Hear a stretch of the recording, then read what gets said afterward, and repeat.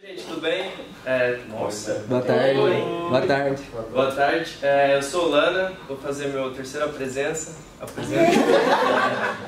E vocês querem tentar acertar, chutar? Sobre arte. Arte? Sobre cabeça. Sobre o quê? Cabeça. Cabeça. Lana Del Rey, Psicologia. psicologia, fazer festa da IES. Nossa, podia ser. As festas da IES que eu fui. Então, eu acho que eu tentei juntar vários apresentos que eu queria fazer nesse. E então tem arte, tem psicologia, tem Lana Del Rey, tem cinema, tem um tirão de coisas. Porque hoje a gente vai... não, esse cinema não faz nada, né? Hoje a gente vai, pode passar, explorar o onírico. O onírico. Coloquei aqui a definição de onírico. Onírico é um adjetivo que significa alguma coisa que é de sonho, que faz a referência ao mundo dos sonhos, mais ou menos isso. Vocês estão acostumados com meus apresentos, então vai ser umas ideias meio esparsas, jogadas, com o tema ligado por sonho. Esqueçam do papo de coach, eu não vou falar aqui para você estudar enquanto eles dormem, para viver enquanto eles sonham. E eu queria começar primeiro com a definição de sonho, mas... peraí, desculpa. Coloquei aqui não passou. Passou. Agora, coloquei aqui esqueci o nome disso, um índice com mais ou menos os temas que a gente vai tratar aqui. Como eu disse, tem um pouco de filosofia, arte, cinema, música. Pode passar. Tá, então o sonho, ele é uma experiência que meio que está numa encruzilhada entre ciência, religião e cultura. Dependendo de onde você vai analisar, ele tem uma definição. Para a ciência, o conceito mais utilizado é o de ser uma imaginação do inconsciente, uma representação do inconsciente enquanto a gente está dormindo. Tem alguns neurocientistas que eles falam que, na verdade, é a troca de informação pelo cérebro de uma forma desorganizada. Se a gente for analisar em diversas religiões, diversas culturas antigas, a gente vê que eles tentam analisar o sonho e tentar responder o que é faz muito tempo. Os egípcios, os hebreus, e tem muita religião que utiliza o sonho como forma de premonição. A gente não vai entrar muito nisso, só que também tem o REM. Quem conhece a banda REM? O sonho dele acontece durante essa fase do sono, que eu vou falar daqui a pouco. E todo mundo sonha. Às vezes a gente não lembra, todo mundo sonha, às vezes a gente não sabe que sonha, mas é porque a gente não lembra. 10% do nosso sonho a gente esquece 5 minutos depois que a gente acordou, e depois de 10 minutos vira-se 90%. Então é por isso que a gente tem a impressão de que hoje eu não sonhei, ontem eu sonhei. Mas não, dormindo certinho você sonha toda noite. Pode passar. Tá, então aqui a gente tem um pouco as fases do sono. Tem a primeira fase que é a leve, onde libera a melatonina, que vai fazer relaxamento muscular, relaxamento das funções cerebrais. E é legal que durante esse relaxamento muscular, sabe aquela sensação de quando a gente está pegando sono de que caímos? É exatamente por isso, porque o nosso corpo é relaxado muscularmente. E aí a gente tem essa impressão que a gente está caindo e acaba acordando durante a fase 1. Tem o sono leve fase 2, que é a gente está dormindo, mas a gente está meio de atento.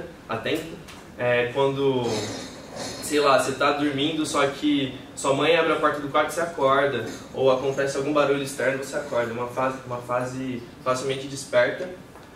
E tem a fase 3, que é o sono profundo, onde a mente está totalmente desligada. Aqui que vai fazer a reparação do nosso dia, do cérebro. E aqui dificilmente a gente acorda se a gente estiver nessa fase. E finalmente a fase do REM, que é Rapid Eye Movement. Quando a gente está nessa fase, nossos olhos eles ficam se mexendo muito rápido, assim, a gente tem atividade cerebral elevada, que são os sonhos, e é aqui que a gente faz a consolidação do aprendizado da memória. Pode passar. Oi, moço. Então, a primeira pessoa que pegou para estudar os sonhos mais cientificamente foi o Freud, em 1900, com o livro dele, Interpretações dos Sonhos. Nele, ele fala que o sonho, na verdade, é um desejo que a gente quer e está reprimido, é um desejo do inconsciente.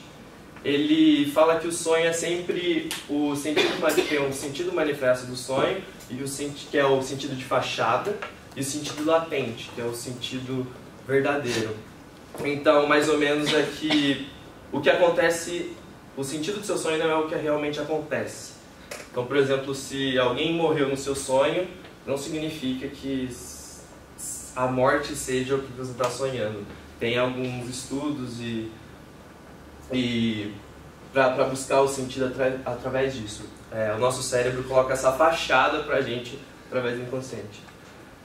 E mostra bastante do desejo do sonhador através dessa análise das funções latentes do sonho. Depois veio o Jung, discípulo do Freud, e ele expandiu mais esse contexto dos sonhos.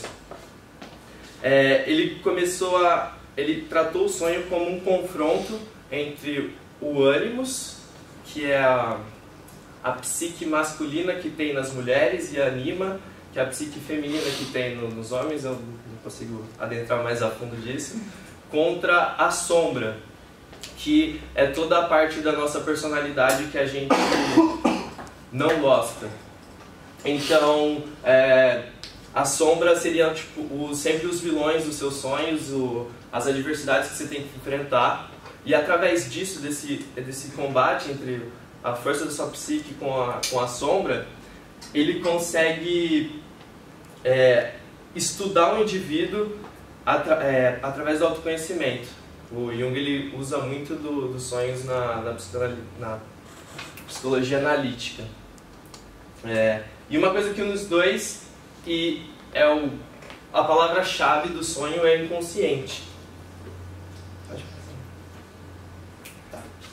Então eu queria falar um pouco de como que o sonho os sonhos são vistos nas mitologias, nas culturas e tal. Aqui a gente tem uma foto do Sandman, tem uma frase do Neil Gaiman, deu para todo mundo ler? Posso passar? Não. E... Não vou ler. Pode traduzir, Lana. Eu não vou garantir em inglês, só passar. Não, traduz, lê traduzido. Pode passar. Tá. Então na mitologia grega a gente tem os oneiros. Primeiro tem a Nix, que é a noite, e me esqueci o nome das trevas. Eles têm um filho que são o Hypnos e o Thanatos. Ali está os gêmeos. Hypno é o deus do sono, daí que vem o nome hipnose e tal. E o Thanatos, ele é o deus da morte. Então, para a Grécia, o sono e a morte eram irmãos gêmeos, de duas facetas diferentes. Tem algumas histórias que falam que os oneiros são filhos de Hypno, outras falam que são irmãos, mas whatever. O Hypno é o deus do sonho, então ele teve alguns filhos que cuidam dos sonhos para eles, que é o Morfeu. O Morfeu é o deus do sono mais famoso, assim, que é esse representado na pintura, que tem asas e consegue ir para todo lugar e levar o sonho para as pessoas. O Icelo é o deus dos pesadelos, e o Fantaso e a fantasia são eles que tratam da virtude quimérica dos sonhos, da fantasia, das alegorias. O Fantaso é mais a parte de objetos inanimados, enquanto a fantasia fica nessa questão mais psicodélica, vamos dizer assim. Uma coisa legal, tem uma frase do Neil Gaiman que é "Dreams shape the world", e é bem bacana porque Morfeu, ele vem do grego forma, porque ele, no sonho dele, nos sonhos ele vai e atinge as diferentes formas dentro do seu sonho para trazer aquilo que você sente para fora. Pode passar. Aqui na mitologia japonesa, chinesa, falam que era chinesa e foi transmitido para o Japão, tem o Baku. Ele é uma criatura meio elefante, meio javali, meio tigre, tem cauda de cobra, um negócio meio doido. E ele, na mitologia, ele é responsável por comer os pesadelos das crianças. Então, quando as crianças vão dormir e tem um pesadelo, elas acordam, elas pedem: Baku, Baku, venha comer meu pesadelo, venha comer meu pesadelo. Só que ele é muito faminto. E se ele comer o seu pesadelo e não se sentir satisfeito, se não for um pesadelo suficiente para ele se satisfazer, ele vai comer todos os seus sonhos e a sua esperança. É bem pesado assim. E eles usam esse amuleto então em cima da cama para proteger dos sonhos ruins. É como se fosse eu esqueci o nome. Um filtro dos sonhos para eles. Pode passar. E também na mitologia europeia tem o conto do Sandman, que em Portugal, aqui no Brasil, é João Pestana.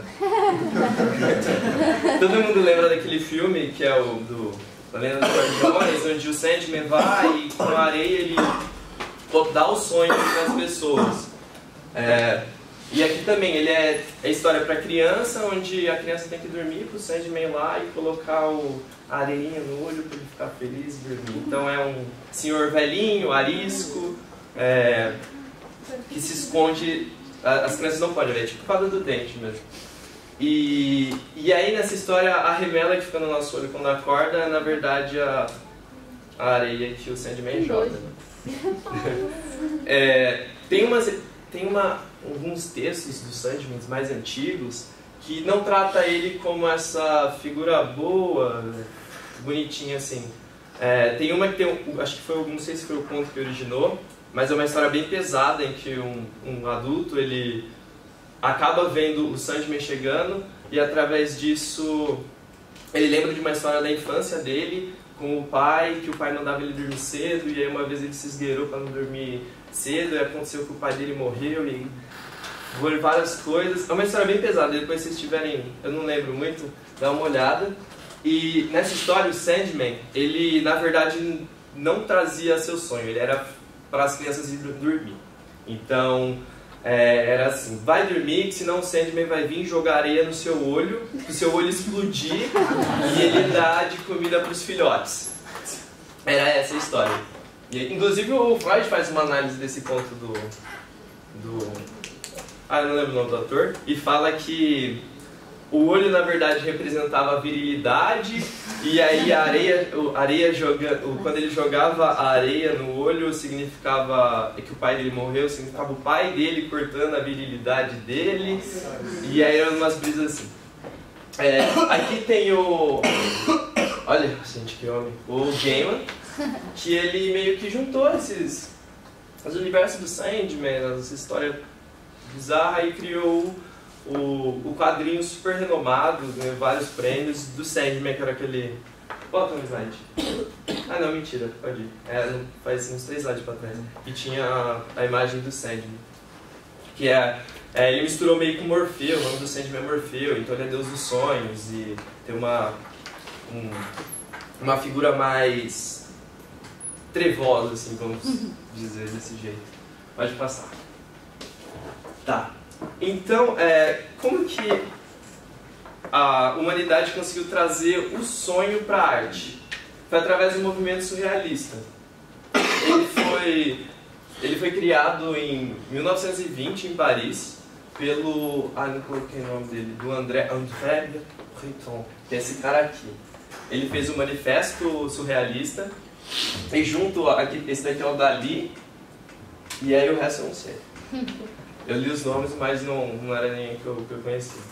E aí fundou esse movimento. É muito interessante ver umas frases que tem no Manifesto Surrealistas. Eu não consegui trazer, porque não coube, não teve espaço, mas se vocês tiverem a oportunidade de dar uma lida, que é bem interessante. Porque o que está acontecendo em 1920? É um período entre guerras. Acabou a Primeira Guerra Mundial e daqui a pouco vai começar a Segunda. Então, a sociedade está num avanço técnico-científico muito alto e a razão é predominante. Então, eles tentam lutar contra isso, criando um movimento onde sonhar é possível e de forma a criar uma ironia ao sistema racional que vem pautando a sociedade do momento. Eles produzem essa arte que estava sendo destruída pelo racionalismo. Pode passar. Aqui tem alguns dos principais artistas surrealistas. Tem o Dalí, que eu acho que é o mais famoso. E olha esses quadros, gente. Tipo, você não entende o que está acontecendo, né? Quando você está num sonho, acontece alguma coisa bizarra, você não tem noção do que é, mas você aceita ela. Naquele momento aquilo é verdade, no momento do sonho. E é muito isso, a exploração do bizarro, não tem lógica nenhuma. Esse quadro aqui tem um nome muito legal, que é o sonho de uma mosca passando, o sonho de uma abelha passando por uma romã. Nossa, eu não lembro do nome. Mas é o sonho de uma abelha passando por uma romã enquanto eu durmo em 10 minutos. É gigantesco esse nome. E aquele ali é a persistência da memória, que o Dalí ele baseou muito na relatividade do tempo, do Einstein. Vai falar ali, muito obrigado. E mostra esse movimento. Pode passar. Tem o René Magritte, que ele é uma vertente surrealista realista. Então é surrealismo realista, onde não é tudo tão bizarro, e ele utiliza o realismo para deixar as coisas estranhas. Por exemplo, o uso de objeto para fins que não são, eu vou escovar o dente com uma colher. O tamanho, ele brinca com a forma. Então, vocês podem ver que tem muita diferença entre os dois, mas mesmo assim é um surrealismo. Aquela ali é o Retrato Proibido, acho que é o nome daquela imagem, não sei, essa daqui é Os Amantes. Deixa eu mostrar. E tem a Frida também. A Frida ela trouxe muito da crítica para a arte dela, ícone do movimento feminista, dos LGBT. E ela também traz muita gosta de fazer muito autorretrato e trazer muita referência da cultura asteca, inca, mexicana, né, nas artes dela. Os surrealistas, eles abusavam muito da tristeza e da melancolia, aproximar a vida um pouco dos românticos. E dá pra ver isso muito nas pinturas da Frida, né? É angustiante, assim, você ver uma pintura dela. Pode passar.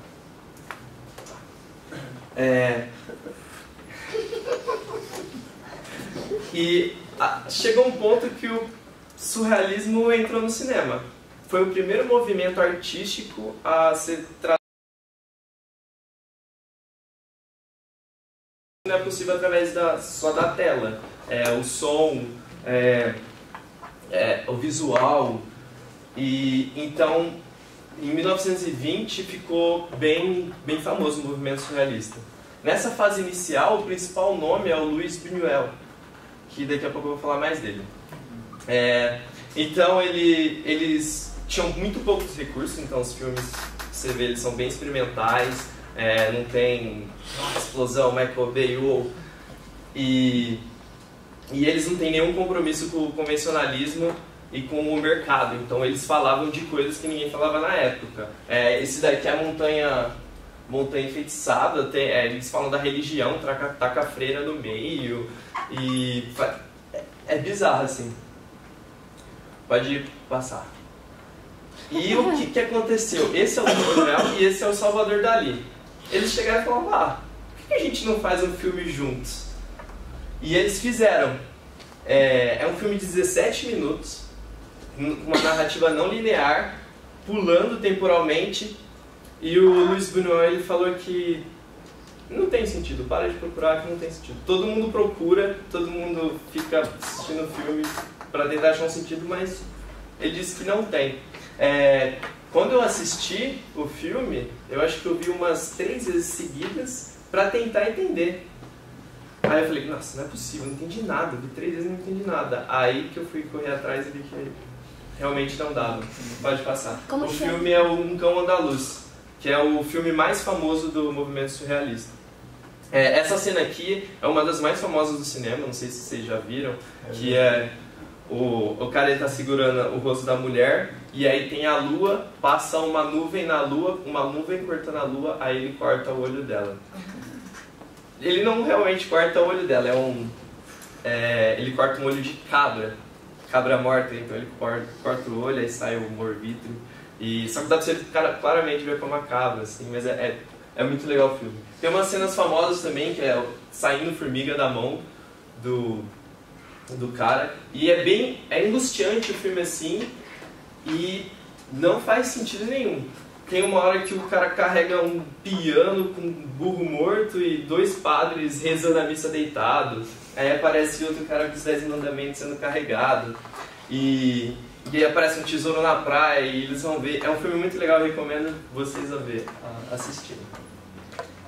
Pode passar. Nossa senhora, olha esse topetinho, gente. Eu não podia deixar de falar de um dos meus diretores preferidos, que é o David Lynch. Essa daqui eu traduzindo assim, cara, então eu sei. Que ele fala que quando a gente cresce a gente pensa que a gente entende as regras, mas na verdade o que acontece é a nossa imaginação que se estreita. E ele hoje em dia, eu não conheço um homem maior do surrealismo contemporâneo do que o David Lynch. Não sei se alguém aqui já assistiu um filme dele, mas dá pra você ver que é bem bizarro, assim, é muito legal assistir as coisas dele. Pode passar. Tá. Quem que é David Lynch? O David Lynch é um diretor de cinema, ele é ator, ele é roteirista, artista plástico, cantor, compositor. Ele tem álbum no Spotify, tem música Kalik Lee. Ele faz um monte de coisa. Quase que eu ouvi Kalik Lee. Não. Ele tem todo um jeito de fazer filme, uma estética característica que meio que criou um novo estilo, que é o lynchianismo, né? Os filmes são lynchianos. E a galera fala que é o paradoxo da sensibilidade do Lynch. Você consegue facilmente notar que alguma coisa é do Lynch, só que você não consegue definir. E a galera costuma falar que assistir um filme dele é como você ser jogado no sonho de uma outra pessoa. Eu esqueci aspas ali, gente, desculpa. E em 2019, ele já foi indicado 3 vezes como melhor diretor, já ganhou Emmy, tem vários prêmios assim em Cannes. Oscar ele nunca ganhou, mas ano passado ele recebeu um Oscar honorário. Oscar honorário, ele não são das premiações, é o Oscar que todo ano fala, tá, quem que a gente tem que dar um Oscar que merece? Então, pela conjuntura da obra, o David Lynch ganhou o Oscar honorário ano passado. Como que é? Hã? Não, é pela conjuntura da obra. Então é tipo, toda a filmografia dele, mesmo que ele não tenha ganhado prêmios individuais por ela, o conjunto de tudo o Oscar quis recompensar. Assim. Pode passar. O primeiro filme que ele fez foi Eraserhead, que é um horror surrealista. Ele demorou 5 anos para fazer esse filme. No percurso ele acabou, ele se divorciou. Deu muito trabalho, ele não tinha muito recurso. Foi um filme totalmente independente e virou um clássico do circuito da meia-noite, dos filmes que passavam à noite. E na época rechaçaram o filme, os críticos não gostaram, só que hoje todo mundo fala bem. E é bem bizarro assim o filme. Ele é um horror surrealista, então ele dá bastante medo e coloca algumas coisas que assim, não tem nada a ver, bem do universo onírico, assim, dos sonhos. Tá. Depois que ele fez esse filme, ele teve certa fama e aí ele foi contratado para fazer Elephant Man. Elephant Man virou um clássico na época, assim, foi indicado ele ganhou uma indicação como melhor diretor, melhor roteiro.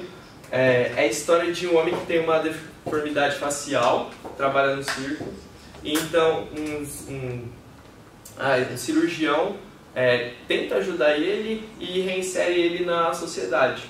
Só que ele é muito inteligente e gentil, então ele passa a frequentar altos salões nobres, pensam frequentar a sociedade britânica na época, só que ele tem sempre com o rosto coberto. E ele tem a frase assim do filme que é: eu não sou animal, eu sou um ser humano, eu sou um homem. Porque tem toda essa temática da aceitação dele na sociedade. E com Elephant Man o dedinho estourou e entrou assim no gosto de todo mundo. Pode passar. Aí depois ele fez o Blue Velvet, que ele é um filme neo-noir de crime, onde tem esse ator aqui que é tipo Johnny Depp pro Tim Burton, é o Kyle MacLachlan, o David Lynch. Então ele está numa cidade pequena e aí ele acaba descobrindo segredos da cidade, acaba entrando num mundo que ele não conhecia muito, e aí as coisas vão se mexendo tudo absurdo. Esse filme aqui também ficou bem famoso e a nota é bem alta no IMDb, recomendo que assistir. Pode passar. Até que chegou Twin Peaks. Twin Peaks é a minha série favorita. Todo mundo aqui, ó. É a minha série favorita. Ela marcou época em 1990. Era uma época que não tinha assim tantos seriados e ela chegou e batia na televisão. Todo mundo queria assistir Twin Peaks.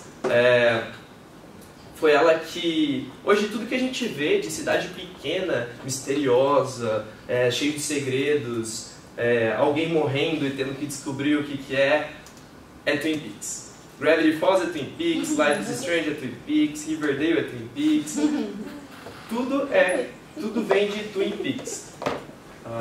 Aqui tem o Kyle de novo, que é o Tim Burton do Lynch. E a história é que uma aluna mais popular da escola morre. Ela é encontrada no lago, assim. E aí vem um agente da FBI para investigar o caso. E o agente é o Agent Cooper. E ele é todo... eu não consigo usar uma palavra melhor que idiosincrático, sabe? Ele tem todo um jeito particular de agir, ele é todo meio estranho, ele é doido. Por exemplo, tipo, ele tá sempre conversando com a Diane, que é um gravador dele. Então ele acorda e fala: oi Diane, hoje é dia 23 de outubro, eu acho que estou conseguindo descobrir quem que é o vilão e não sei do que, não sei do que, não sei do que. Tem muito do sonho em Twin Peaks. Eu não vou falar, não vou dar spoilers, porque eu super recomendo vocês assistirem, vale super a pena. Mas ele consegue descobrir as coisas através dos sonhos. Só que o sonho dele não... Ele tem que desvendar o sonho dele. Não é sonhei que o Bola é o vilão, Bola é o vilão. Não, tem coisa mais para dentro. E tem uma coisa bem legal, é que ela voltou em 2017, a terceira temporada, a primeira foi em 1990, a segunda em 1991. E na série clássica, tem essa frase aqui que é: eu vou te ver daqui a 25 anos. E aí a série voltou em 2017, 25 anos depois, com os mesmos atores. Com quem estava vivo, é claro. E aí, tipo, a Naomi Watts voltou pra fazer, o Caio, que é o principal, estava fazendo. Então, tipo, é muito interessante, é uma experiência muito gostosa de você estar assistindo uma coisa, aí passar uma quantidade de anos, você assistir ela de novo, e aí tá todo mundo mudado, mas todo mundo igual, e continuar do mesmo jeito. Então eu amo muito essa série. E pode passar. E aqui tem a trilogia de Los Angeles. Não sei se alguém sabe qual é o apelido da cidade de Los Angeles. Qual que O apelido da cidade de Los Angeles. City of Los Angeles. City of Angels. E aí também tem o Cidade dos Sonhos, que a galera pensa que é ou também de Los Angeles. E aqui tem a trilogia de Los Angeles. Eu não sei se chama assim. Os três se passam em Los Angeles, os três são uma trilogia não sequencial. É só E ele faz o filme justamente para isso. Ele é muito imaginativo, então ele abusa muito de sonho e do absurdo, das coisas estranhas. E aqui esse é o que o surrealismo ficou mais latente isso. O Mulholland Drive acho que meu filme favorito do Lynch. E foi o filme que levantou a Naomi Watts para o estrelato mundial, assim, foi esse Mulholland Drive. Ele é considerado um dos melhores filmes do século XX. E Lost Highway eu não assisti, também não vi muito sobre. Só que todos os três, a edição é feita para ser confusa. Então você está vendo alguma coisa aqui, estou vendo a história da Nina. Aí conta a história da Nina, aí para a história da Nina e começa outra nada a ver, e você fala, ué, cadê a Nina? Só que tudo isso tem um propósito. Se o Lynch fala pra gente ou não, aí é como. Tá. Aí aqui falando um pouco da música, eu tentei relacionar um pouco esse universo dos sonhos com a música em si. E tem dois estilos que são muito parecidos entre si, que vêm do cenário alternativo, que é o Dream Pop e o Shoegaze. Não sei se vocês já escutaram alguma coisa assim. A Lana faz muito isso. Essa daqui é M83 e Beach House. Tem um vocal feminino... Ai, travou lá. Ecoante, então usa bastante eco, tem delay na voz. São estilos musicais que buscam na ambientação e na textura sonoras, para meio que dar a sensação de um sonho, assim. Brinca muito com a questão, com o universo psicodélico. Quantos minutos já foram? Mais de 30. Sério? Uhum. Nossa, vamos passar. E aqui tem algumas curiosidades. Existem sonhos em preto e branco. Tem, acho que cerca de 12% da população só sonha em preto e branco. Pesquisas falam que antes da TV colorida esse número era maior, só que hoje em dia é bem menor. E a gente tem múltiplos sonhos durante a noite. O nosso sonho é em ciclo, então a gente sonha, então a gente só vai lembrar do último que a gente teve. Animais também sonham. Falaram que o animal está sendo bem beneficiado dessa relação com o homem. Que antes eles não podiam dormir muito, né? Tinham que estar sempre alerta, então eles não conseguiam sonhar tanto. Aí agora que cavalo está no celeiro, gatinho está em casa, eles podem dormir com certa tranquilidade, então eles estão conseguindo sonhar. Dizem que ratos têm sonhos tão complexos em duração de tempo assim quanto os humanos. E bebê também sonha dentro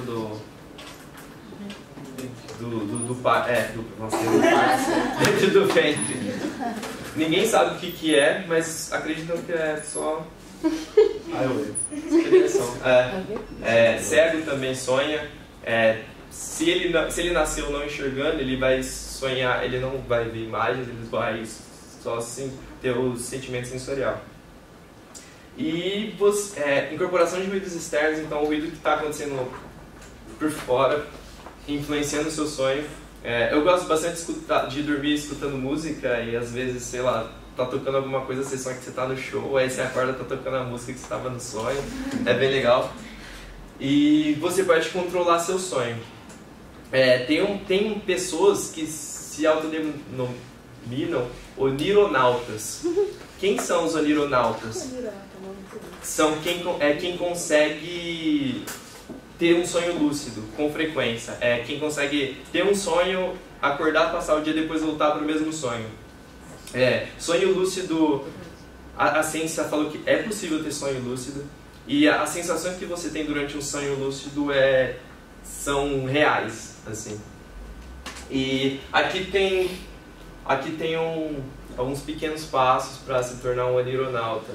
Tem diversas abordagens assim. Eu estava pesquisando, tem vários blogs, tem vários fóruns de como ser. E para você ser um onironauta, você tem que treinar. Então você precisa ter um diário de sonhos. Então você acorda, você acordou, sonhou, escreve, que isso vai treinando o cérebro. Você tem que fazer ao menos um teste de realidade por dia. O que é um teste de realidade? Exato, é você fazer coisas que você ver que você está no mundo real e não num sonho. Então durante o dia faça pelo menos umas 5 vezes assim, uns testes de realidade. De puxar o dedo. Puxar o dedo? Esse eu não vi. Eu vi o que você olha para os seus dedos, porque no sonho, se você olha para a palma da sua mão, ele fica cotoco, você tem mais dedos do que tem tentáculo. Bota a mão assim e tenta passar, que no sonho também não vai. Tapa o nariz e tenta respirar, no sonho você vai respirar normal. E olha no espelho, porque tem a parte de reflexo do nosso cérebro não consegue, está desligada durante a fase do sonho. Então, se você olhar para o espelho e ver você está na... Mas às vezes não funciona porque seu cérebro sabe como projetar a imagem. Ele projeta imagem falsa também. Pode fazer, você tem que ir treinando o seu cérebro a fazer teste de realidade, que aí você vai fazer durante o sonho e vai acordar, vai ficar consciente durante ele. E também tem esse de programar o despertador para acordar após 6 horas, que é quando você está ainda durante o REM, então você acorda durante o sonho, aí você pensa, quero voltar a sonhar, quero voltar a sonhar, quero voltar a sonhar, e volta a dormir de novo e tenta sonhar novamente. E pode passar. Acho que era isso que eu tinha para falar, gente. Desculpa ter passado o tempo. E muito obrigado pela atenção de vocês.